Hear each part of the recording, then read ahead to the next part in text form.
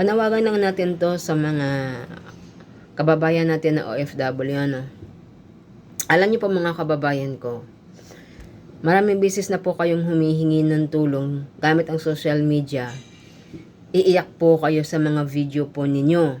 Sasabihin niyo po, patulong po kami. Mga kababayan ko, please share my video. Share tong video na to.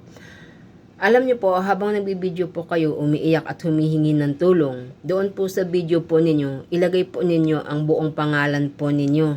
In short, buong details po ninyo. Pangalan mo, pangalan ng agency mo, pangalan ng employer mo, at contact number mo. Yun yung pinaka-importante po doon mga kababayan ko para mabilis po kayong tulungan. Ang ginagawa po kasi ng ibang mga kababayan natin, gagawa sila ng video, iiyak sila sa video, hihingi sila ng tulong hanggang matapos mo nilang yung video, wala kang details na makukuha sa kanila. Okay, so ilang beses na po kasing nangyayari ito at ilang beses na rin po kasing nagbibigay tayo ng payo, lalong-lalo na sa comment section sa TikTok, no?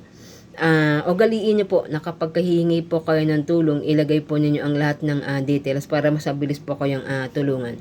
Dati din po akong OFW, sa Kuwait po ako, mga kababayan ko. At so far, isa po akong advocate. So sa lahat po ng mga kapwa po natin OFW, Middle East, mag-iingat po kayo dyan, mga kababayan ko. God bless po and mag-iingat po ang lahat.